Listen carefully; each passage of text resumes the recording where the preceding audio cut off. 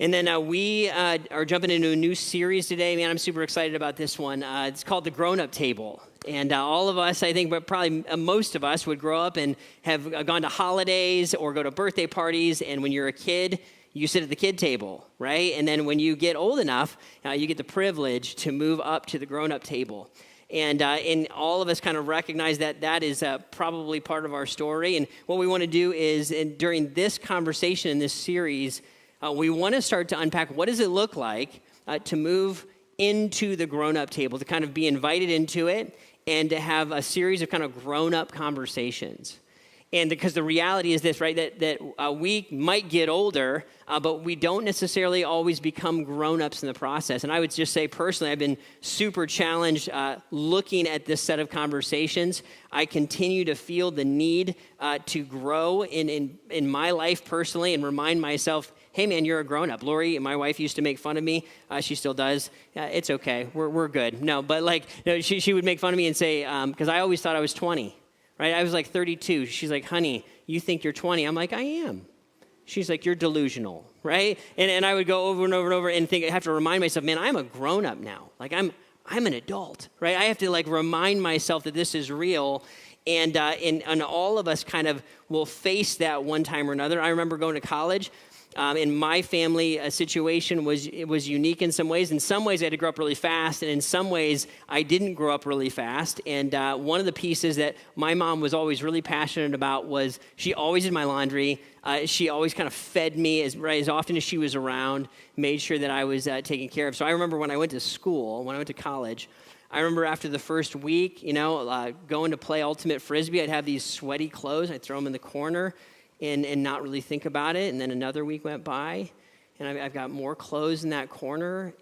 And then another week went by, and there's a big pile of clothes in that corner. I remember looking at it thinking, who's going to do my laundry, right?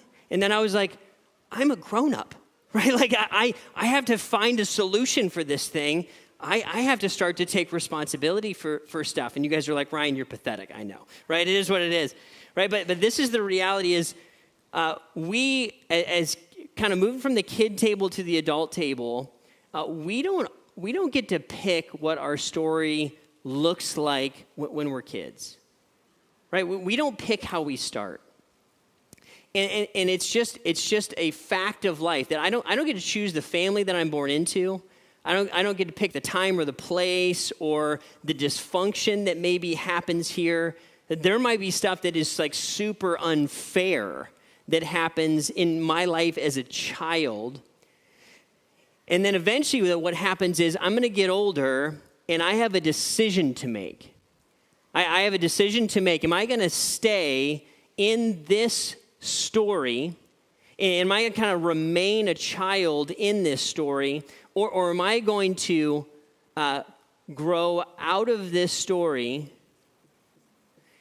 and look at my story back here as an adult and then respond to it, right? Because here's the thing. We're not our beginning. We're not our story. God has placed us into this story, but then who we actually become really is determined by how we respond to where we started. How I move kind of from the kid table that I was born into to the grown-up table. And this is the kind of the conversation that we want to have. How do I take whatever hand that I'm dealt and respond to it and move into a place of maturity where I become the grown-up? Because here's the thing, guys. Our communities, our churches, our country, our homes need grown-ups. They need grown-ups. Maybe more than ever, there is a need for people to say, you know what? I'll be the grown-up.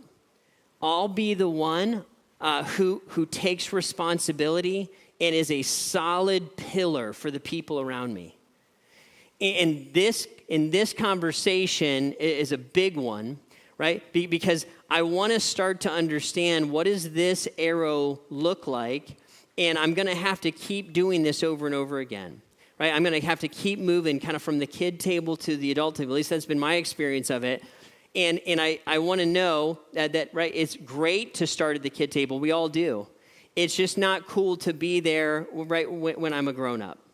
When I should have been able to move on and grow into maturity, if I'm still acting like I'm at the kid table when I should be at the grown-up table, something's not quite right, right? When little kids, when babies throw a fit or they make a mess or they blah, blah, blah, it's funny. When grown-ups throw a fit or pout, we're like, that's creepy, right? That's kind of that's obnoxious. That's an obnoxious thing, right? So we want to dive into this. So a couple ways to hear this. First, if you are a grown-up, right, you're an adult, you're going to probably feel like I do. I continually find areas in my life that I am challenged by, I'm freaked out by, and I have to lean into those and take responsibility to become what God is calling me to become in that area. You're probably going to hear a lot like that, right? If you're here today and you're a grown-up, if you are not yet a grown-up, you're like, Ryan, I'm not an adult yet, man. I'm in high school. You're allowed to be at the kid table, okay? So hear me. You're allowed to be a kid. That's wonderful. That's a wonderful thing. And here's the thing. If you are here in this service and you're not 18, let's say, or you're not a grown-up, you're not financially responsible for yourself, you have the ability to hear this set of conversations and begin to practice what does it feel like and look like to begin to practice grown-up table kinds of things, right? You're kind of in the transition, and so you can hear it from that perspective, right? But I think all of us are going to walk away changed and challenged, and like I said before, never before, at least in my lifetime, has this conversation been in such dire need, in my opinion, as now. We need people to rise up and say, hey, man, I'll be the grown-up. I'll be the grown-up in this home. I'll take responsibility. I'll be the grown-up in this church. The reality is, guys, the church we're sitting in right now exists because some people said, we'll be grown-ups. Some of you are shaking your head because you were there.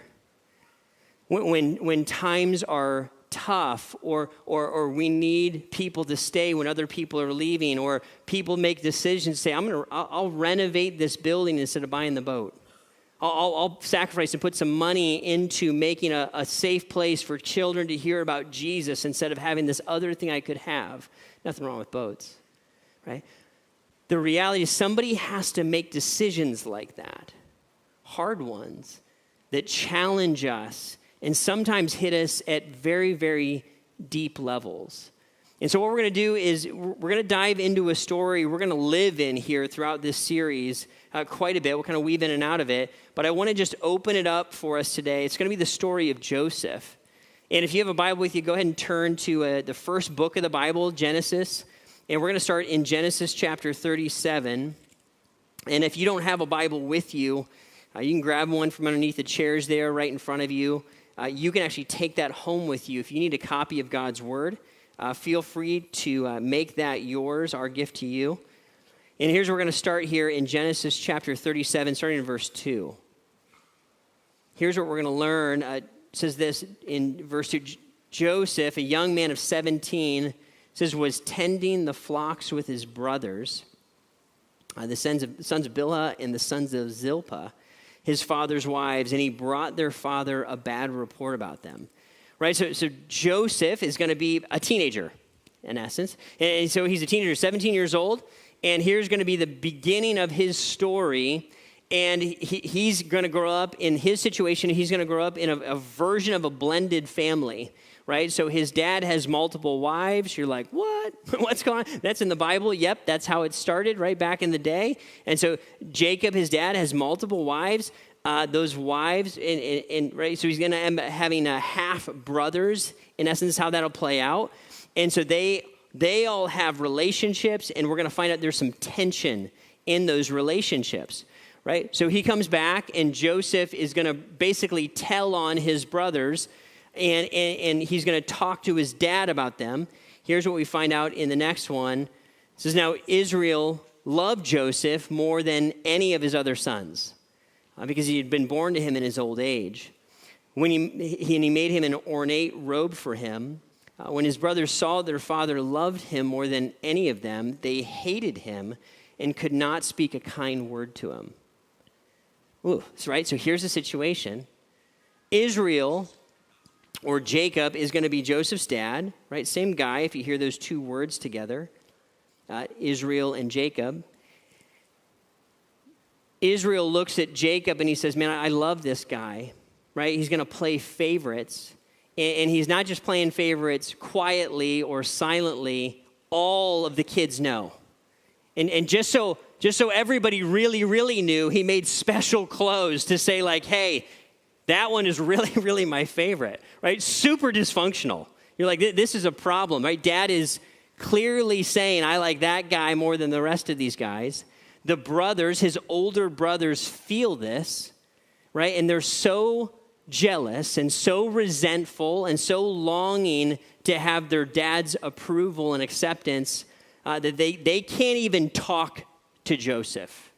They can't even interact with him, right? They can't speak a kind word to him. Guys, this is dysfunction junction right here, right? You've got all kinds of dysfunction playing out. It gets worse. Joseph is going to have some really cool interactions with God. God is going to give him a series of unique dreams. And here's what it says. Joseph had a dream. When he told it to his brothers, they hated him all the more. Then he had another dream, and he told it to his brothers. He said, I had another dream, and this time the sun and moon and 11 stars were bowing down to me. He has these series of dreams, and in these dreams, Joseph is going to be the one that all of his brothers are bowing down to, and in the second one, even mom and dad are bowing down to him. So Joseph, in his youth, his immaturity, he's kind of flexing a little bit. He's telling everybody, hey, God's going to use me. Hey, family, you're all going to be my servants. You're all going to, that's received well, right? It's basically he's throwing the match into this bomb, and the brothers are going to hear this, and they're like, we're done with Joseph. Like, right, we have had it up to here with him. We're going to get rid of him. And so here's what happens. They kind of hatched this plan. And the long story short, read it all in 37. What they decide to do is they have this kind of argument and say, hey, we're going to get rid of Joseph, like forever. Should we kill him or should we sell him? Right? And they basically land in this place where they're like, we're going to sell him because we'll make some money if we do that. Right? Really great guys. This is good, right? You thought your family was messed up. This is like really rough. He's getting sold into slavery by his own family. It's exactly what happens. They go back and they tell their dad, hey, Dad, he died. Here's the evidence. Joseph's gone. Meanwhile, Joseph is sold into slavery. Now, Joseph's story is filled with people who are not acting like grown-ups. His older brothers, who probably would have been many years older, some of them certainly would have, are looking and they're jealous of a teenager. They can't rise above it and see his youth and immaturity. They're not grown-ups in that situation. They're reacting and responding out of their jealousy and their resentment. His dad is playing favorites, right? He's creating turmoil and kind of trauma within the family. Rather than looking and loving his children faithfully, he's creating a problem. Now Joseph finds himself abandoned, kicked out of his own family, rejected, and now he's wondering, certainly, will I ever even see my family again? As you imagine being 17 years old, your brothers sold you to slavery. And now you don't even know where you're going to land. The Bible tells us that he gets sold again.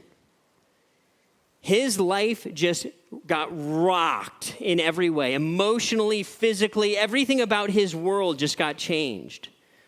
Here's what the Bible would say. Now Joseph had been taken down to Egypt. Potiphar, an Egyptian who was one of Pharaoh's officials, the captain of the guard, bought him from the Ishmaelites who had taken him there.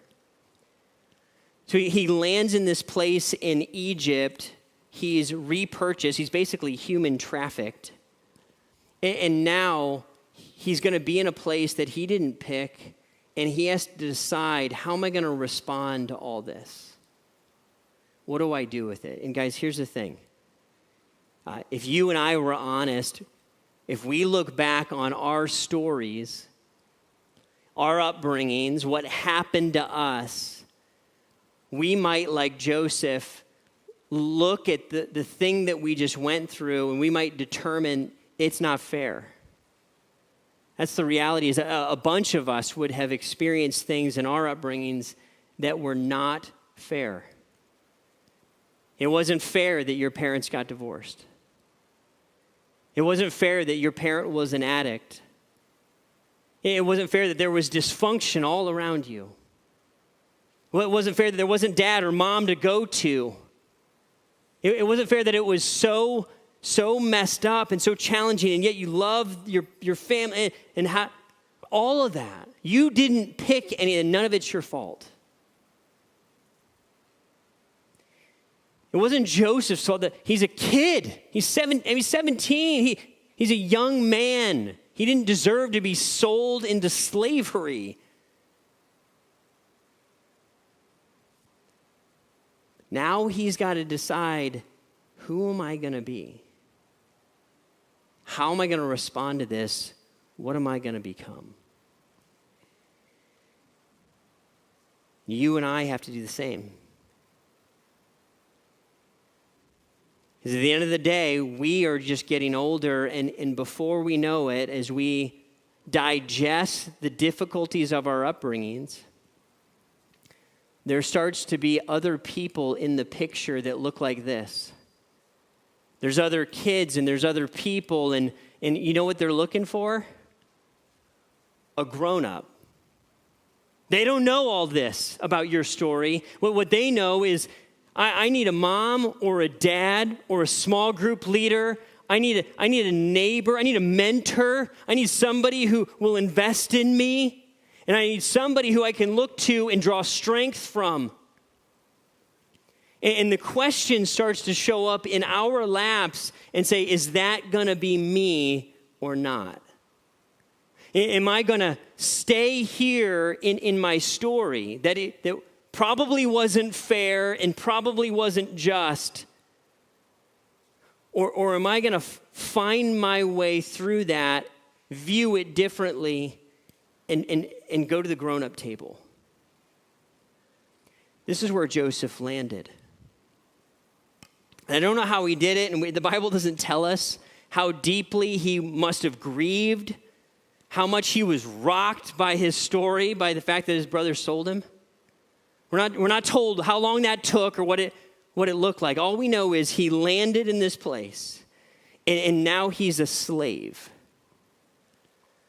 He's been sold multiple times and landed in a place that was not his home and was not with his people. It says this, the Lord was with Joseph so that he prospered, and he lived in the house of his Egyptian master. When his master saw that the Lord was with him, the Lord gave him success in everything he did. Joseph found favor in his eyes and became his attendant. Potiphar put him in charge of his household, and he entrusted to his care everything he owned. He did not concern himself with anything except the food that he ate. Guys, I don't know how Joseph did this. I don't know how he did it. But he finds himself in this situation that certainly he would have wondered, man, how do I get out of this thing? How do I make this not where I am right now? How do I not be a slave anymore? But somehow he realizes, right? He remembers that maybe the dream that God gave him, the promise that he's going to use his life, which by the way, God would give to each and every one of us. Do you know that you're made on purpose for purpose? That your life is not an accident? That you draw a breath today for a reason? He would look at us and say, hey, I know where you came from. I know it wasn't fair, and I know where you are right now, that it's imperfect. And here's what Joseph somehow figured out how to do. Joseph found a way to embrace the role and the place that he was in. I don't think he loved it. I don't think he was cheering about it. I don't think he was fired about it. But he found a way to grow where he was planted. Joseph was planted in Egypt. Joseph was planted in slavery.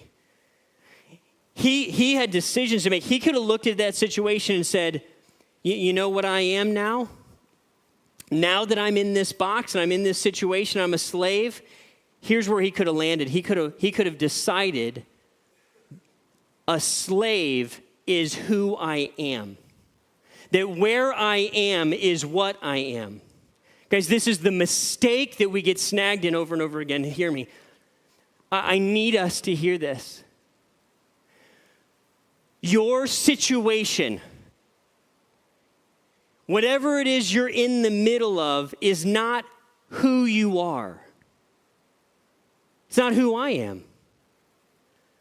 You're not just this employee that landed in this spot. You're not just somebody trying to get out of a situation and I can't wait to get away from my stupid boss. I'm in high school and I can't wait to graduate. Then my life can really start and when I get into my future. And once I get through this and once we get the kids out of the house, then we can do this. You're not here. Your situation, your circumstance is not who you are. Joseph is not a slave. He's not a reject from his family. If he would have gone down that road, you know what he would have done? Nothing. Nothing. He would have done a version of what we see and sometimes experience, where he just kind of slowly checked out. How do I get as comfortable as I can here in Egypt? Maybe I can scroll through some years. He doesn't do that. Somehow, he finds a way to be useful, to grow right where he is, in the middle of the imperfection, in the middle of the nightmare. He finds a way to grow, and he finds a way to make a difference. He concludes somehow that God is not done with him, that God is going to use him. And guys, we're going to see the rest of the story unfold, but what we find out is that his faithfulness right here in the middle of slavery, him saying yes to the next thing. I'm going to serve this slave master.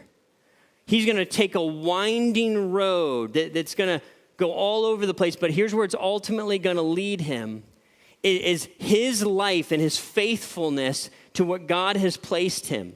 Being a grown-up in that situation will end up serving and saving all kinds of people around him. Not only the people in his immediate sphere, but in fact, the entire nation of Israel. In fact, the whole line that Jesus would come through would come because Joseph said yes in the middle of this. And this is where it comes down to you and me. Okay? You and I, we're in the middle of something right now. It doesn't feel like we're in the middle of something. It feels like we're trying to get through something or get out of something or get into the next thing. But the reality is we're right here. You're not done with your job yet. High school's not over yet. You're not in college yet. You're not out of the marriage. You're in a marriage now. You're not married to the next person that you're a fantasy about. You're in this marriage. See? There's a thing that God would look at you and he would say, hey, I need you to be a grown-up right now. I have empowered you and I have placed you here and I'm going to form you in the middle of where you are in this moment. Guys, this is huge. And I feel this. Somebody said to me the other day, they said, Ryan, you're so consistent. And I looked at him, I just said, thank you. I looked at him and I thought, here's what my immediate thought is, guys, there's five areas at least right off the top of my head that I think I have so far to go in being consistent in these areas. I got growing to do. I'm 43 years old and I'm still learning how to be a grown-up. I'm finding myself in situations that I'm freaked out by. And what do I want to do? I want to go back and be at the kid table. Shouldn't somebody else be in charge of this? Surely there's somebody smarter or stronger than me that can do this. And here's what I have to do over and over and over again. Is I got to square up with where I am and realize God is doing something in me right now. And he's doing something in you. And I don't want us to miss it. I don't want us to miss this. Here's what you need to hear. Here's what I need to hear. Guys, our culture is kind of terrible at rites of passage. Right? You go to other cultures, and there's sometimes amazing moments where it's a clear line. You go from being a girl to a woman, or from a boy to a man. We kind of ooze into adulthood. And that ooze kind of spreads, and it's like 25 years now. Right? So I'm living in my parents' basement, and I'm 42, and you're like, I'm kind of growing up, right? It's just a thing. So here's what I need you to hear. If you're here and you are a man, or even if you're on the way to manhood, you're a young adult, you're 16, 17, listen, you're there. You're a grown-up. You're on your way. If you're a grown man, you need to hear me say this. If no one has ever told you this, you are not a boy any longer. You're a man now. And what that means is you can bear the weight. You don't have to do it alone. Don't be deceived. Don't mishear me. You're going to need help and you're going to need partners. There's other people at the grown-up table. You're not sitting there alone at the thing, but you're a man. And the people around you and this community around you needs you to be a man. We need you to wake up and rise up and own the pieces of life that God has placed around you. You hear me? Women, it's the same. You're not a girl anymore. You're a woman now. And then the beauty and the vibrancy that God envisioned for you is what he wants for your life. Put away the pettiness. Put away the foolishness. And we want to embrace this season. Guys, if we took 50% of the passion and fervor and fire that we have for a presidential race and put it into our actual lives, the world would be very different very, very soon. And I think you should vote and do those things, okay? Right? It's all part of it.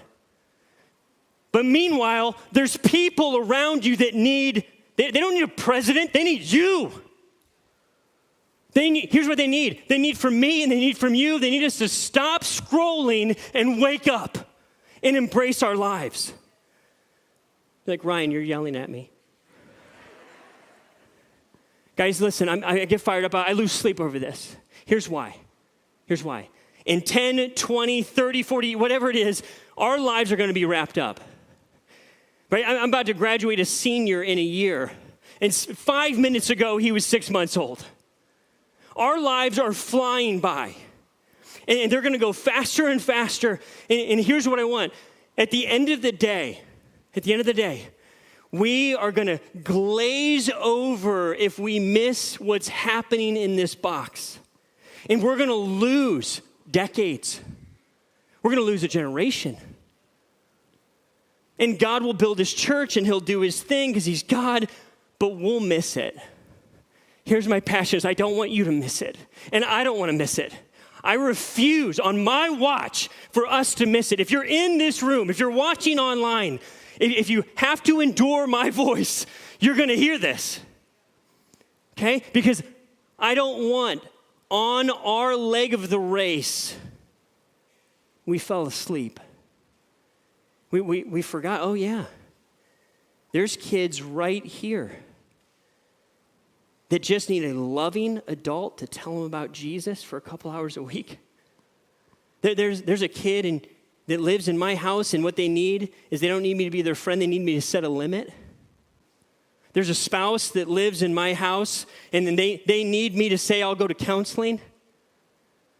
There's a neighborhood, right, that needs me to embrace my role.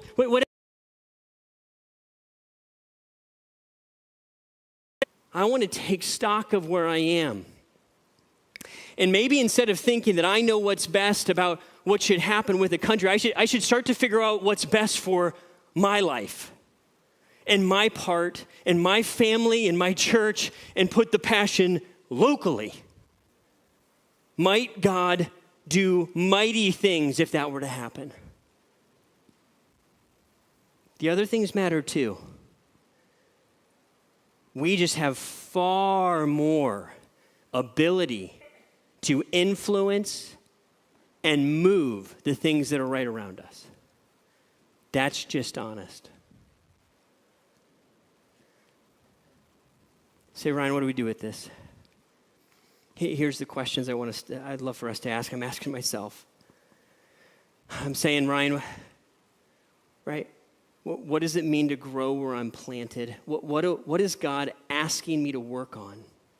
I had a great conversation with a young man the other day. He was talking about dishonesty in his life. He said, hey, how do I work on this? And I laid out a plan for him. And I said, man, you grab these scriptures and you should probably start journaling. You should probably have some people that you talk to about dishonesty, which shows up. And then as I'm walking through this, I thought, am I doing anything like this for any area of my life? Am I growing? And the Lord convicted me. I need to be as eager about becoming the grown-up and growing as a grown-up as I was when I was making the first transition. If I'm 15 or I'm 85, what does it mean to grow where I'm planted? And by the way, it's not too late. If you're in your mind, you think, I wish I would have heard this 30 years ago, stop. Your growth as an older adult is the most inspiring gift that you can give your kids and grandkids. Don't you dare think that it's too late. It's not too late. The time is now. What does it mean to grow unplanted? What does it mean to make a difference right where I am? If you know Jesus, the Spirit of God is empowering you to embrace this space right here and right now. You're not going to be here forever. It's okay to even dream of being in a different place. It's wonderful. But it's often our faithfulness here that leads us to the next part, leads us into the next section. How do I grow? How do I make a difference? How do I be the grown-up? First, in my walk with Jesus, taking responsibility for what he's given me, and then for the people around me. Guys, this is the wrestle for me. This is where I am right now. And this is what we're going to unpack over the next handful of weeks.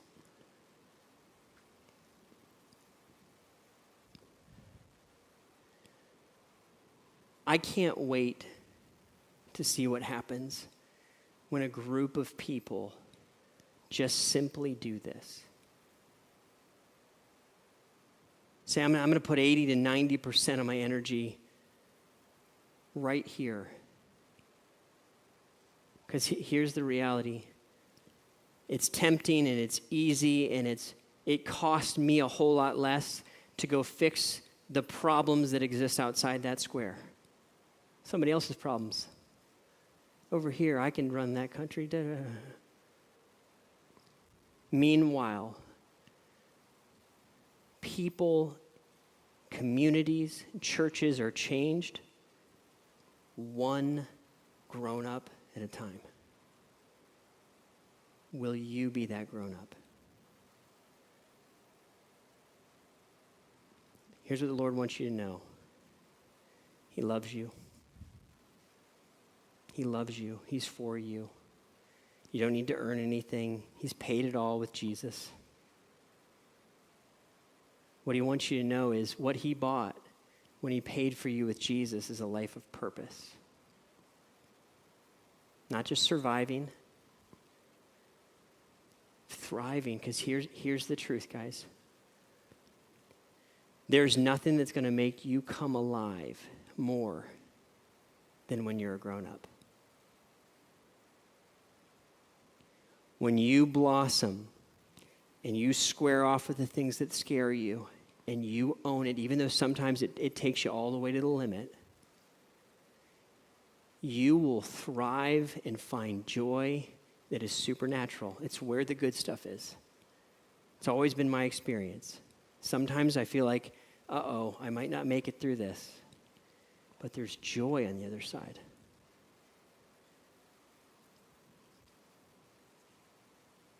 When grown-ups embrace their role, the people around them are blessed.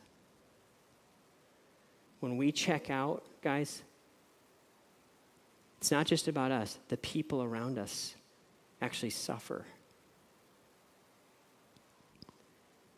The people around you are looking to you to rise into the role, in the place, in the moment that God has given you. Would you respond to that invitation? Guys, as the band comes up, would you bow your heads, close your eyes with me?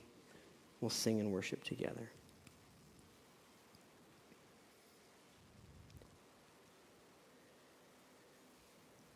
Father, I just still don't really understand why you would choose to use and to trust people like me. People like us, Lord. In spite of all of our failures and inadequacies, you choose over and over again to look and say, I want you to take this weight. And I'm trusting you with it. God, we confess today that as grown-ups, we need your help. As we feel the weight and the reality of life, we need your strong support, God. Lord, would you give us enormous courage to stare into the abyss of fear that right now we want to look away from, the thing that you know you're calling us to tackle. And God, give us the courage to rise there, to let pettiness fall away, to let childishness fall away. God, forgive us for the ways that we have squandered our time and our resources and our opportunities. Forgive me for that, Lord. And I pray that you would help us as we embrace this move towards your best, towards your kingdom, towards your great vision for our lives. Meet us here, Lord, even now.